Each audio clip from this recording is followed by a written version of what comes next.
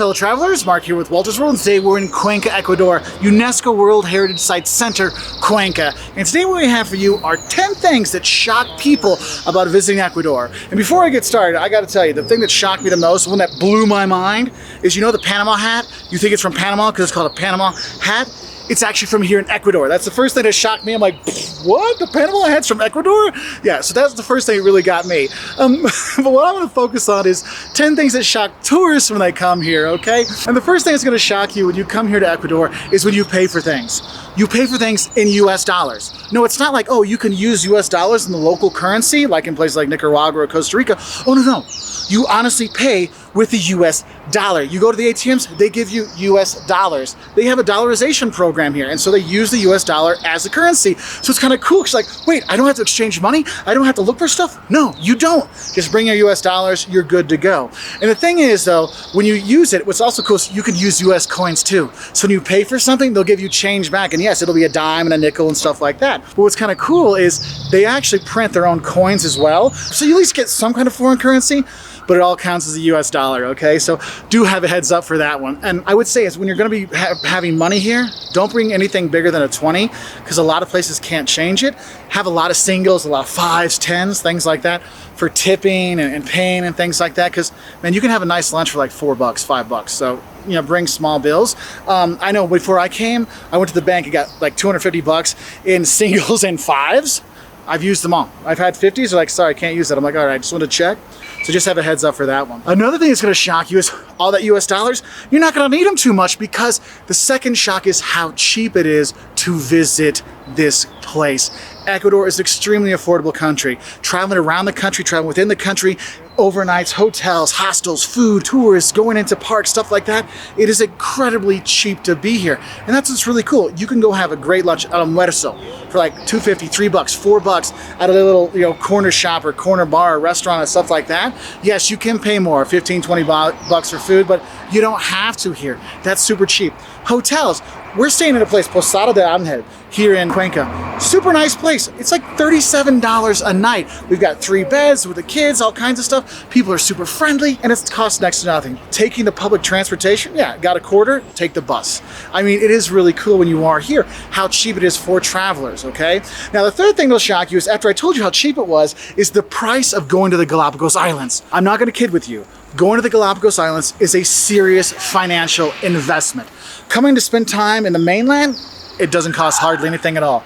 Going to Galapagos, look to be spending, you know, $2 grand, $3 grand for a decent tour. Okay, because when you go there, you're going to be taking a tour, and it could be a land-based tour or a cruise ship tour, and you're going to pay a lot of money. I mean, I've heard like cheap ones of about $1,000, okay? But the thing is, when you go to the Galapagos, you really get what you pay for. And so we were looking at one, we found one that was kind of cheap at $1,700 for a cruise one. Now, we're here in high season, so that could influence it, but I looked on the reviews, and they were horrible, and I'm like, man, if you're going to pay, man, you're going to have to pay like $2,500, you know, to do a good tour, a good cruise tour, a land tour, stuff like that. Now, you can save a little bit of money on the land-based tours, but it's not that much. So just know, man, you're gonna be shocked how expensive it is to go to Galapagos, okay? The rest of the country, super cheap. Galapagos, insane expensive. But the fourth thing that's gonna shock you when you come to Ecuador is the biodiversity of the entire country of Ecuador. Yes, I'll be honest, you will have paid a lot of money for that Galapagos tour, but it will be a life-changing experience with all the ecotourism and seeing the rays and the sharks and the sea lions and stuff like that. That's what people think when they think of Ecuador. They think the Galapagos Islands. And yes, they're part of Ecuador, by the way. Or people might think of Oriente, which is the Amazon rainforest basin, where you go there and you can see the Amazon rainforest and explore there. Or maybe you want to go see the coast. Like, look, I want to do some surfing. So you're hitting the beaches and checking those things out. You have that different things. Or you're here in the Andes Mountains, going to Quito, here in Cuenca, going to see the volcanoes, the Ecuador, you know, you can go to the equator, hence why it's called Ecuador. You can go there and you have all this biodiversity of not just the landscapes, but also the animals and the plants you can see here. And when you go in different elevations, you'll see different plants, different animals, different kind of stuff. And that's why Ecuador truly is an ecotourism spot. It has so much biodiversity. So if you can't get to the Galapagos because it's too expensive, don't worry. you can see all kinds of different climates, all kinds of different flora and fauna throughout the country. So make sure you go and explore. And if you could only do the highlands and maybe get down to the coast, that's fine. Or the Amazon, and that's fine, and Galapagos. But you'll see is the biodiversity in this little tiny country is so cool because you can see so much in such a short period of time. Now, my next shock is for you movie lovers out there, because we all love to have popcorn when we go to the movies. Well, the next thing that's going to shock you when you come here to Ecuador is popcorn can be a side dish. I'm not kidding. I had fritada, which is fried pork, and I had, because corn's a big thing here. And on the side was, on my plate was like a handful of popcorn. My wife had ceviche the other night. Ceviche here is really good, by the way. They had ceviche, and on the side, she had popcorn. Yes, popcorn is a side dish here. Just so you know, you'll see people having their breakfast, and they'll sprinkle some popcorn on top, like you might sprinkle walnuts or something. So that's kind of a shocking thing. But I think the real shocker when it comes to food when you come here is cuy. Cuy is guinea pig. Yes, you will see people keeping cages of guinea pigs. I mean, in the rural areas, not in the cities, but in the rural areas, you'll see people that'll keep guinea pigs. And yes, they're raising them to eat. Guinea pig is a traditional dish in the mountains areas. Now, if you're going on the coast or Galapagos, no, you don't have that there. But here in Cuenca or Quito, you will see cuy, guinea pig roasting on a spit. And it's just there, like this, rotating around. And it's really, really, I mean, I've had it before. You can have it. It is tasty. It tastes kind of like a difference between like a mix between pork and turkey kind of together. It's just that when you think about what you eat it, you're like, oh my God, I'm eating a guinea pig. I'm eating my little kid's kindergarten pet. It makes your tummy maybe go a little weird, but it is shocking that yes, they do eat guinea pig when you are here, okay? And the thing is, when we're talking about cuy and different foods and stuff like that, when you see hornado, when you see the roasted pig, it's so good, but you'll see like, oh my goodness. And you go to the markets, a lot of people worry, what if I get tummy troubles? What about the bathrooms? Am I gonna be okay? Look, the shock that's gonna hit you when you get to the bathrooms here in Ecuador is that you do not throw the toilet paper down the toilet. You'll see signs all over the place where there's tourists, throw the toilet paper in the basket. If it doesn't have a sign saying throw toilet paper in the basket, throw toilet paper in the basket, okay? Because the pipes can't handle the water pressure and stuff, so you need to make sure, wipe and dump, not in the bowl, in the basket, okay? Actually, there's only been a few places where I actually saw signs that says, yes, you can throw the toilet paper down in, and that was at the airport in Quito, okay? So have a heads up for that one. Now, another shocking thing I saw when we were going around Ecuador is you're gonna see so many stray dogs. Like the number of stray dogs are crazy. But the thing that's crazy is not all those stray dogs are actually strays. People just kind of let their dogs wander a lot of times here. And as a tourist, you'll be walking around like, look, there's a dog, and there's another dog. What's going on here? Is this like Doglandia? No, it's not. Just, you'll see a lot of stray dogs when you're going around. Most of them are okay, but I recommend not going up and petting them and things like that just to be safe because they are strays and so you want to be careful. But you'll be shocked how many you will see all over the place. Now, I know I already kind of mentioned bathroom things with the toilet paper. There was another shock that might hit you when you are in Quito or Cuenca, and that is with these high altitudes, you might notice that you'll be shocked how much gas you have. Don't tell anybody, but when you go to the high altitudes, like it's 9,000 feet in Quito and 8,000 feet here in Cuenca, and we're going up to 11, 12,000 feet in the El Cajas National Park.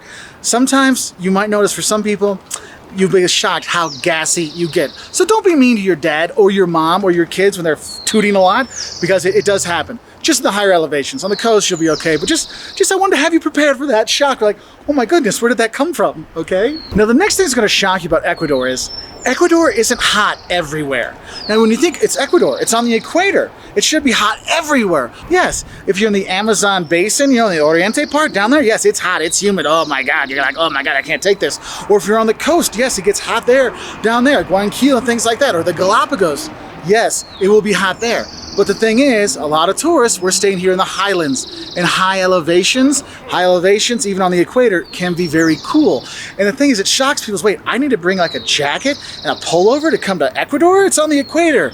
Yes, you do. If you're going to Quito or Cuenca or going to explore volcanoes and all these different kind of things, you need to have layers. And the thing is if you're in Cuenca or Quito, it's kind of like the same weather all year round. So think like 65 to 70 during the day and 55, 45 at night, depending on the times of the year. So do have a heads up for that. Also, no matter where you go in Ecuador, always bring an umbrella or a jacket with you. Like I'd bring a poncho or something because rain will pop up because you can never trust the weather reports here in Ecuador, okay? Weather.com, if you're checking out before you come, just realize it's gonna rain sometime, so bring something. No matter if it says 0% chance of rain, it will rain, okay? Just Just heads up for that one. So that can be a little shocking for tourists. And to go along with that weather thing, is the next thing that'll shock you is how intense the sun is here. Look, we're on the equator, so the sun is the hottest. UV rays are beating down on you, and you need to be very careful. I mean, sunblock reapplied every couple hours. You may think, well, it's overcast, so what? The UV rays are still getting through. You need to make sure you're lathering up, get your ears, the back of your necks, all these kind of things with sunblock.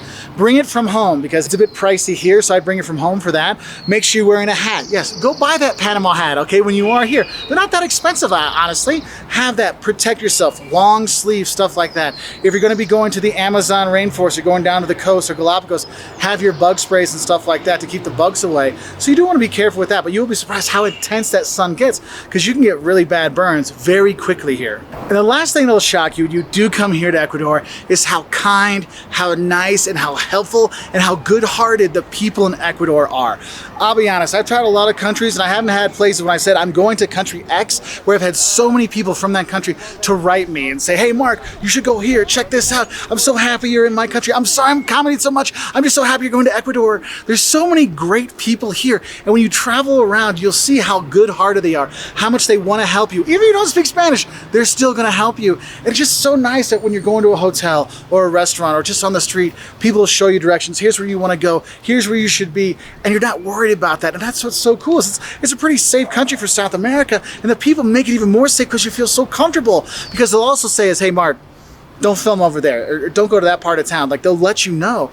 And that's one thing I've really loved about Ecuador, and that's why I'm looking forward to coming back, is how great the people are here. And it's shocking. I mean, yes, there's nice people all over the world and all over South America, but here, they're just so calm and so chill and so nice that it's shockingly refreshing. I can go someplace and be like, you know what? I go talk to that couple over there. They're just chatting away, or this girl sitting over here. No big deal, because they are so nice. And that's one of the reasons why I highly recommend coming to Ecuador. It has been a great surprise for us when we've been here. Yes, the Galapagos Islands are insane expensive. And yes, it was weird seeing the guinea pig roasting around and popcorn for breakfast, but it is a really cool place. So I do highly suggest coming to Ecuador. It is a fun time. If you want to learn more, tipping in Ecuador, what you should do here in Cuenca, 5 things you'll love and hate about going to South America.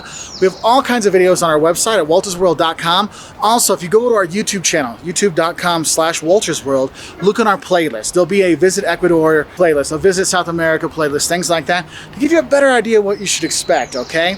Anyway, I want to say thank you to all those that support us, whether it's subscriptions or Patreon support or likes or just watching the video. I want to say gracias. And have a great time here in Ecuador. You'll be shocked how much you will love it. And yes, I know, Panama hats are from Ecuador. I'm still trying to adjust to that too. Anyway, I'll say adios de Ecuador. Bye.